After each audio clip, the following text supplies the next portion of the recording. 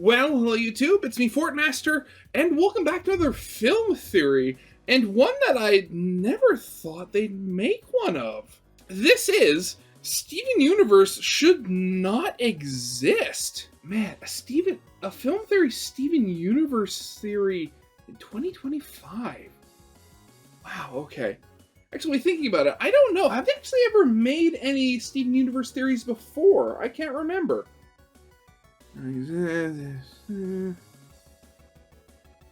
No, they never. This is literally their first ever Steven Universe video, and man, that's a little late, don't you think? So okay, so now on to the actual title. Like, what do they mean specifically by Steven Universe should not exist?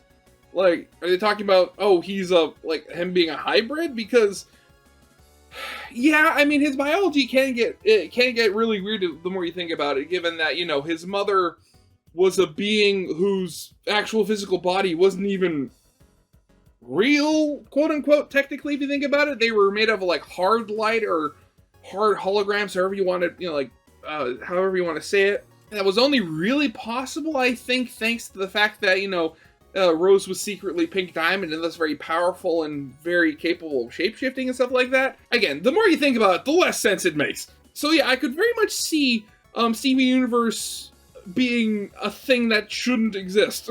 Because again, like with the gems, it wasn't, I mean, what am I saying? I was going to say, oh, it airs more on the side of magic, but like, no, yeah, pretty much their entire thing was just a species of magic rocks, magic sentient rocks. So, yeah, I kind of want to see what they say about this one. So I guess we should probably get this thing started. So, of course, as always, original video is linked in the description if you haven't seen it for some reason. Corner video linked to my game theory reaction. And if you like this video or any other video that I make, I'd very much appreciate it if you gave the video a like and subscribe to my channel, because my main goal for this year is to hopefully hit 5,000 subscribers. And you know how it works. The vast majority of people who watch my content aren't actually subscribed, and I'd very much like that to change, even if it's just by a little bit. So yeah, with all that out of the way, let's get this thing started then, shall we? The crystal gems in Steven Universe are not what you think. So, are they aliens? Robots? Just plain old rocks? Well, aliens, yes, they literally come from another planet, so by all normal definitions, they are, in fact, extraterrestrials. Just not carbon-based, really. Actually, no, I mean, all of them are different. Okay, never mind. I'm trying to put science into this. Well, you're not going to believe the real-world science behind these best buds. And worst of all, if the crystal gems were real, our boy Steven Universe shouldn't even be alive. Hello, Internet! Welcome to Film Theory, the show that knows that if every pork chop were perfect, we wouldn't have hot dogs. And if you don't... Again, like, I'm just trying to think, like, again, this is, like, alien space magic here. So I'm really interested to see what kind of actual, like, real-world scientific logic they try to put into this. Because I can already tell, it's not gonna, the gems shouldn't work, like, at all. If you don't know what that little nugget of wisdom is all about, then you've been missing out on the whimsical world that is Steven Universe. Now they're ready for this. Get it. In case you haven't seen this 20-teens Cartoon Network classic, Steven Universe follows the fantastical adventures of a boy named, well, Steven Universe. Steven lives in a quiet beach town with his three cool alien guardians, Garnet, Amethyst, and Pearl, collectively known as the Crystal Gems. Get it? Because they're all named after... Throughout the series, Steven and the Gems go on wacky adventures, discover a lot about themselves and each other, and in the end, as the theme song puts it, they always save the day. So, Steven Universe is one of those shows that I've always seen around, but never actually had the time to sit down and watch. My friend Ryder from Foot of a Ferret was an evangelist for this show and always told me it was worth it. And now that I'm the film theorist, I've finally had the time to actually justify sitting down to watch this series, and I gotta say, I was blown away. One minute, this show is a totally unserious comedy. Have you seen a gem shard anywhere? It's very important. No, have you seen my pants? They're also very important. And then the next, I'm feeling all the feels. I never asked for it to be this way. Oh, I never God. asked to be made. And after laughing and crying, I just knew we had to do a theory on it. Oh, God, honestly, I loved Steven Universe, like, for the most part. Granted, I remember... I'd have to watch it again to see what I think now, but I remember when it was first coming out, the original series, I remember a lot of people, myself included, started complaining a lot near the end that there seemed to be a lot of filler episodes. and I kind of fell off like the Steven Universe bandwagon after the show finished airing. Never actually got around to seeing the movie or Steven Universe Future, though I have seen my fair share of clips. So that might be just something to try to do in my spare time. Just, binge watch the old series and see if it still holds up. And thankfully, there's a lot here. For example, while the plot of this series itself is pretty self-explanatory, there was one part of this franchise that did feel a bit confusing for my theorist brain. The crystal gems themselves. Like, what are they? How do their bodies work? They don't need to eat, but they do like to sometimes? If they're hurt really That's very much an amethyst thing. badly, they poof back into their gems like a Pokeball. Heck, series creator Rebecca Sugar even once called them solar-powered robots, but they don't seem super robotic to me. It's got me like Seinfeld over here asking, what's the deal with the crystal gems? Well, as it turns out, the answer to what the crystal gems actually are is in the series, but I needed to gather a bunch of lore bits scattered across the entire franchise in order to find it. Give him the bits. The bits. The bits. The bits! The bits! But once I uncovered what the crystal gems God, this is bringing back really so were, many good I ended memories. up coming to a shocking conclusion. If the crystal gems really are what I think they are, Steven Universe, the boy, not the show, shouldn't even exist. So hold on to that bag of fry bits real tight, loyal theorists, as we piece together the true biology hidden inside of the crystal gems. Okay, trying to think back, trying to remember my lore of the series.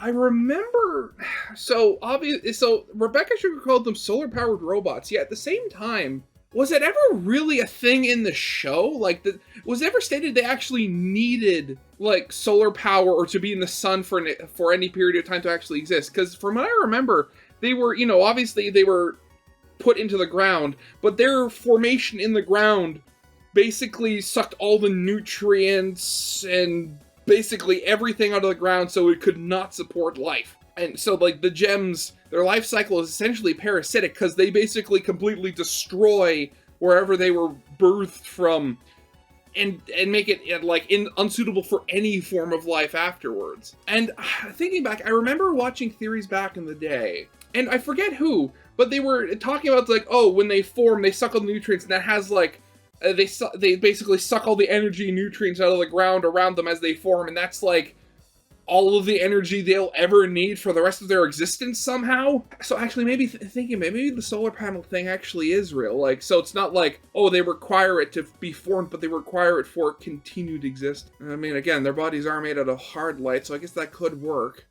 Ah, my bits! So best to start off at the very beginning. Yeah, where exactly do the crystal gems come from? Well, they aren't born like you or me, per se. No, instead, it's more accurate to say that they're made. According to a series of videos on the official Cartoon Network YouTube channel, making gems is a 3-step process. When a mommy gem and a daddy gem love each other very much. Psych! Yeah, no, this isn't one of those shows. Step 1, large machines called injectors come to a planet and, inject some goop into the ground. Step 2, a gem is newly formed and saps energy from the environment around it. This is very bad for the planet they're sucking the energy from, but that's neither here nor there. Step 3, boom, out comes a fully formed crystal gem body ready to kick butt at a moment's notice. Now, that's all cool, but outside of the whole sucking energy out of the planet thing, this actually isn't too far from how actual real gems and crystals are made out here in our normal, boring universe.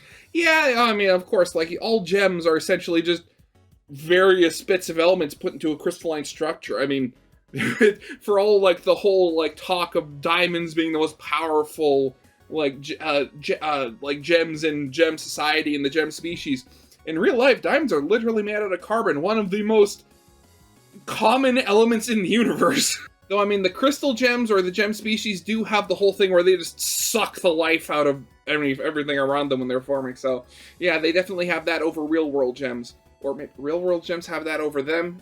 I don't know.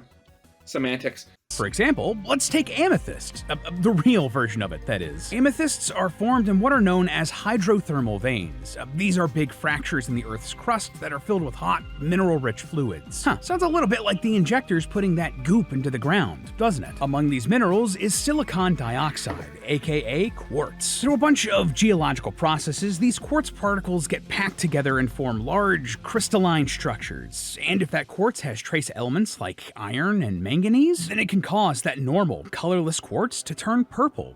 My favorite color, by the way. We then call this newly formed gem amethyst, though this rock is a lot less ready to do some butt kicking. So, is that it? Are the crystal gems just rock people? Well, as it turns out, no. And the reason we know this comes down to this right here. Now, just looking at these, you might not be able to tell what they are, but they're actually X-rays of the crystal gems from the show. And I don't know about you, but do you notice anything that's missing here? Yeah, and, there's by like anything I mean everything. Yeah. There's nothing here, and that's weird because of how X-rays work. X-ray imaging shoots, well, X-rays, a type of non-visible light, at an object. Depending on how dense that object is, it'll absorb more or less of these X-rays, changing how bright or dark it'll appear in the final image. For example, in a human body, our super dense skeletons absorb way more X-rays than our squishy skin and organs. So, X-rays generally only pick up on the bones and not everything else. If our crystal gems were just really big bodies of super dense rocks, like real garnets or amethysts, they'd be glowing like a Christmas tree here in this X-ray. Instead, the only parts of them that are actually visible are the gemstones embedded in their bodies. And amethyst's lunch. I love eating. Feels weird. Since most of their bodies are completely invisible in an X-ray, that amethyst. means that whatever the crystal gems are actually made of must be pretty undense. That's not a real word, but you get it. Actually, what is the opposite of dense now that I'm thinking about it? Sparse? Porous. No, that doesn't really work. It's funny, there isn't really... Okay, we're gonna have to think on that. Thankfully, another one of those Cartoon Network YouTube videos gives us a pretty big hint at what those undense things might be. Our bodies are actually projections generated by our gemstone. Think of it like a hologram, but with mass. More like Jim and the Holograms, am I right? Am I just old for making that reference? Anyway, this means that outside of their I've never gemstones, seen that show. the bodies of the crystal gems are just kind of like big balls of light. I mean, I do guess that's about as least dense as you can get, so at least it fits earlier what we said about the X-rays. But Yeah. there's a problem with this whole idea of holograms with mass. Light doesn't have mass. It has a lot of energy, which can start acting like mass, if my limited understanding of physics is to be believed. And that's the whole with mass part. See, a hologram like what they're talking about here in Steven Universe is just an image created from light, and light is one of the few things in the entire universe that doesn't have mass. So, what's happening here? How is that possible? Well, while light itself doesn't have mass, you can convert light into mass, and vice versa. Light is just a form of energy, and you can convert any energy into mass with what's known as the mass-energy equivalence. You're probably more familiar with this in formula form since it's arguably the most famous formula in E all of equals MC science. squared. E equals MC squared. And hey, what do you know? But earlier when we learned that the process of making gems involves them sucking energy out of the environment, this is what they were doing. They're sapping that energy from the world around them so they can convert it into mass to create their humanoid bodies. So the real question here is how much energy are these gems using for these holographic bodies? Well, I'm gonna say this now and say it's in the ballpark of a lot. for that, we actually get to use this famous equation, so let's break it down. Energy, E, equals the mass of the object, M, multiplied by the speed of light, C, squared. Thankfully, the speed of light is a known quantity, around 300 million meters per second, so if we can get the mass of one of the crystal gems, we can calculate the amount of energy they would have needed to harvest from the Earth to create their humanoid body. Okay, that's where I can imagine this getting tricky, because if I remember correctly, the gems, at least the mass they have, fluctuates. Like, they're lighter than a normal person, but the thing is, their mass shifts so that their physical abilities never actually change. I'm forgetting which one. I was on the episode where they were on the moon, and while Steven was able to jump around, all like in low gravity because, moon, the gems still walked around like normal Earth gravity because their forms apparently just compensated for the lack of gravity by getting heavier. I don't know how that works or anything, but you know, it's in the show. Unfortunately, we don't ever really get any specifics in the series about how much they weigh. We're never explicitly told, so we're gonna have to use some of our old school patented theorist math. Let's use Garnet as our example, shall we? In the sequel series, we're told that Steven is 5'6", or about 168 centimeters tall. Using this promotional poster for the new series and our old pal pixel measurements, we can then figure out that Garnet would therefore be 7'1", or about 216 centimeters tall. I mean, you also have to realize you have to kind of take into effect, you kind of have to take into, the fact that, like, she is slightly further back, so you have to kind of put into the perspective there a little bit. Giant woman. 7'1" is obviously very tall for a woman. In fact, that would mean Garnet would be as tall as the tallest currently living woman in the entire world, Rumesa Gelgi. Gelgi reportedly weighs about 198 pounds, or about 98 kilos. That feels a bit low for Garnet, so instead let's look at something else to find her mass. The healthy BMI range for someone at 7'1" tall is between 190.1 and 256.9 pounds. If we assume that Garnet is smack dab in the middle of that would mean that her mass would be somewhere around 223.5 pounds, or about 101.3 kilograms. And if we throw that mass into E = mc squared, we get that the amount of energy in Garnet should be 9 quintillion joules. That's equivalent to the amount of energy put out by the entire global nuclear power industry in an entire year. Okay, so, I mean, uncertainties with, the way the math is going there aside, I mean, that does, very much point towards the fact that they're sucking everything out of the planet when they're formed. Because, again, it's like they make any land where like a gem was formed makes it basically impossible for anything else to ever live there. In fact, that's the amount of energy that hits the entire Earth from the sun every 72 seconds. But, well, something tells me that this space alien rock lady might not weigh the exact same as an average woman of that height. So, yeah. What if Garnet was made of, well, garnet? What if Garnet wanted to be this size but weigh true to her gemstone self? How much energy would that take? Wanted to? Okay, again, we're getting into more Steven Universe lore here, but from what I remember, the gems don't really pick their size. They more just pick their general, like, appearance, like clothes and stuff like that. And also there's the whole thing that Garnet herself is a fusion of two smaller gems. And granted, I had to kind of look at the art, but something tells me that Garnet would actually still be even bigger than Ruby and Sapphire standing on each other's heads. At least, maybe. I don't know. Actually, maybe she would be the same height.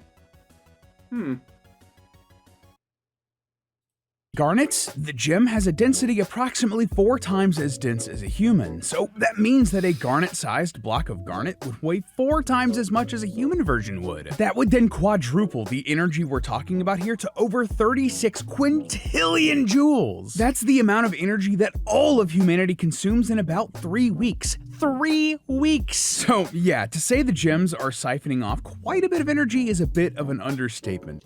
Yeah, but again, the whole thing in the actual show, it stated that they weigh less than people is the thing. At least I think they were. Okay, wait, actually, I gotta double check this. It's been a long time since I watched the show. Yeah, okay, yeah, it's basically, all these people are basically saying the same thing. They can manipulate their mass, so all the calculations are being off and funny and weird and stuff here. No wonder they felt the need to apologize. We understand that gem production was extremely damaging to the Earth, and we deeply regret our involvement in this process. Alrighty, so far we figured out where the crystal gems came from and what they're made of. The only thing left for us to figure out is, how do they work? As I mentioned before, Steven Universe creator Rebecca Sugar once called the gems solar-powered robots. On the surface of things, that would make you assume that under the hood, the gems are more automaton than human. But that isn't quite right. As we've already pointed out, the gems get their initial power by sucking out energy from the planet that they're on, and then absorbing light that they can then turn into mass and energy. Actually, wait, solar-powered robots, that does make me remember, like, old theories. But, like, the fact that the theories that the gem species might have been, like, some runaway artificial intelligence or something like that. Oh god, I have to go back and see if I can find some of those older videos again to go walk down memory lane. But on top of that, we've seen several instances throughout the series where the gems are subject to very normal human-like conditions. They can get hurt and die. They cry. Don't cry, pal. They can even get food poisoning from very questionable burritos. So, Actually, you know, that does remind me of one theory. Again, talking old theory, but it was the fact that, you know, given that the gems, all gems seem to just speak English, that that it's been kind of hinted at or just theorized that, you know, speech, or at least English, is based off of, you know, the gems, which kind of infers Garnet doesn't speak with a British accent. English people speak with a Garnet accent.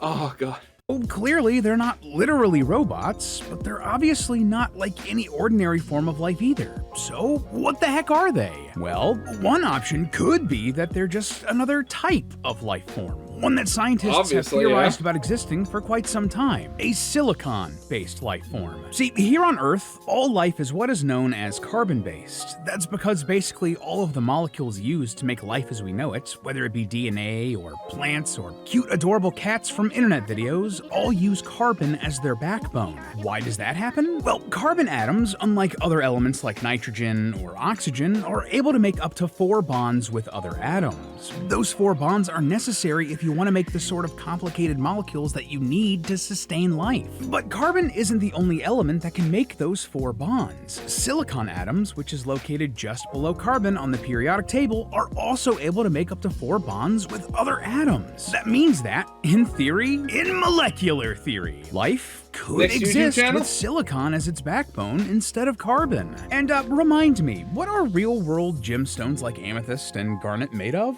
Oh yeah, silicon oxides. And since silicon is also used in the production of computers and electronics, to us, a living being made from silicon would seem like a robot, just like Rebecca Sugar described.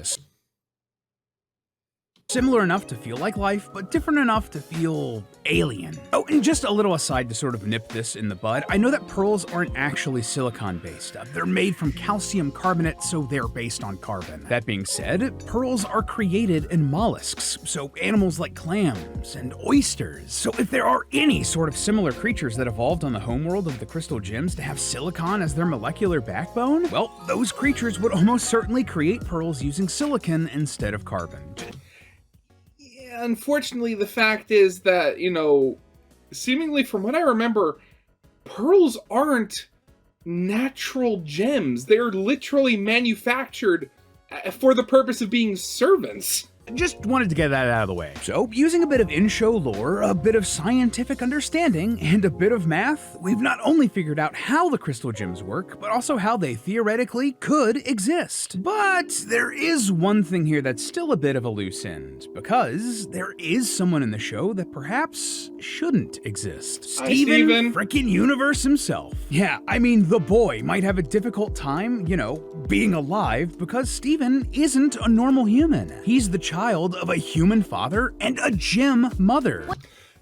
But that gem was a diamond, and diamonds are in fact made out of carbon, so you never know. Wait, I have a question. Yes, Steven? What if a gem is half human? That's a good question, and the answer is not good, my man, not good. See, just because silicon and carbon-based life could both exist doesn't mean that those two kinds of life would be compatible at all. I mean, heck, just look at the ordinary life here on this planet, all of which is carbon-based. Despite the fact that all life here on Earth uses DNA and uses the same kind of molecules, you can't do stuff like create a cat-dog hybrid, despite what the folks at Nickelodeon want you to believe. And the hybrids that do exist in nature, stuff like mules and ligers, they're often sterile and can't reproduce because of the mismatch between their parents. Now, imagine doing your best to create a stable, living living creature with the fundamentally different building blocks in carbon and silicon-based life. I mean, for one, since silicon is lower on the periodic table, it's larger in size than carbon. That means that even if somehow the molecules were as similar as they could possibly be, the size difference would make it almost impossible for the molecules to do their jobs in a human body properly. The fact of the matter is that Steven, as a half-human, half-gem hybrid, probably shouldn't even exist. And if he did exist,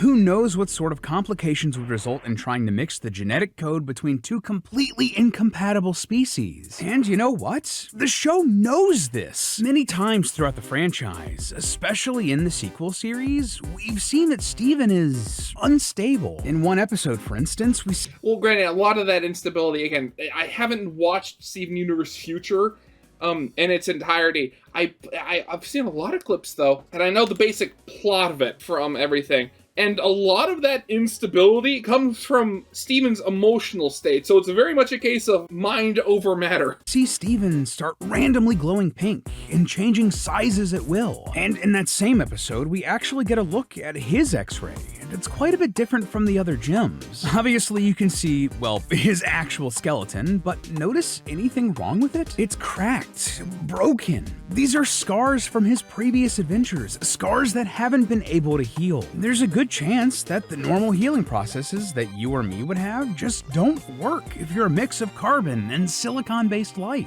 While the whole story of how Steven's gem mother and human father met is adorable, what they created, their darling baby boy, he's slowly falling apart. And the crystal gems need to recognize this right away and start coming up with solutions fast before Steven wastes away into tiny fry bits. In fact, if they ever bring this franchise back again, I wouldn't be surprised if this was one of the big driving factors for the conflict. But hey, that's just a theory. A film theory. And cut. Oh, God. Wow. That was a trip down memory lane. Again, like, I have not thought about Steven Universe in a long time. Like, again, like, while the movie and Steven Universe Future were happening, like, I caught clips and stuff like that as it was happening, when people shared them. About thinking back to, like, all the old theories I used to watch, and, like, thinking back to, like, watching the episodes on Cartoon Network, or trying to find them online if I accidentally missed them. Wink, wink. Oh, God, that brings back so many memories. But I mean, you know, dubious mathematical equations aside, that's definitely going to be it for now. So, yeah, of course, as always, original videos linked in the description if you haven't seen it for some reason. Corner video will lead to my game theory reaction, and yeah, we'll throw that out of the way. I hope you guys liked. If you did, leave a like, subscribe if you're not, and I'll see you guys next time. Goodbye.